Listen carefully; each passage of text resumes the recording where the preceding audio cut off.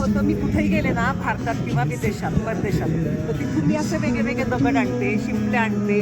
नंतर आता समजा हे कोरल्स आहेत, हे अंदमानचे कोरल्स, हा दगड हा लेहच आहे. नंतर हे असं वेगवेगळ्या देशात आहेत. आता हे काळे शिंपले साऊथ आफ्रिकेचे आहेत. जिथं जिथं काय काय वेगळं वेगळं मिळेल तिथून मी आणते. आता हे दगड वेगळ्या वेगळ्या कलरचे आहेत. हा दगड वेगळा, हा वेगळ्या ठिकाणचा, हा वेगळ्या ठिकाणचा. नर्मदातले गोटे वेगळे असतात, हा नर्मदातला आहे. असं कुठले तर ही माळ आपल्याकडची नाही, ही माळ अशीच मी कुठून तरी आणलेली आहे. ती इथं मी हे केली आहे, म्हणजे असं वेगवेगळ्या ठिकाणचं ते आणून मी कलेक्शन केलेलं आहे. आता या कवड्या आहेत. कवड्या पूर्वी हे होतं ना, म्हणजे नाण्याचा प्रकार होता. आपण म्हणतो ना कवडी मोल विकलं गेलं. करेक्ट. कवड्या होत्या त्या याच्यात, म्हणजे करन्सी होती ती.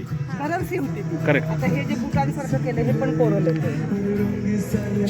फक्त हा रंग दिला मी, कारण ही मुलगी आहे आणि हे मुलं आहेत, त्यामुळे थोडंसं ते कळावं म्हणून तो रंग दिला. बाकी सगळं आता इथं हे शंखाला असं हे केलेलं आहे.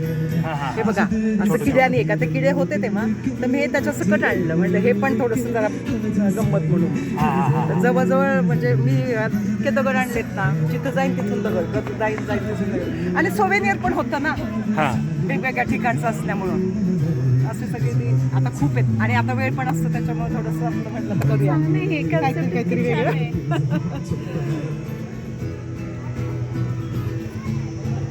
हे लिहिलंय म्हणजे काय थोडं आपलं, मला जेवण काय वाटतं ते थोडं थोडक्यात आपलं.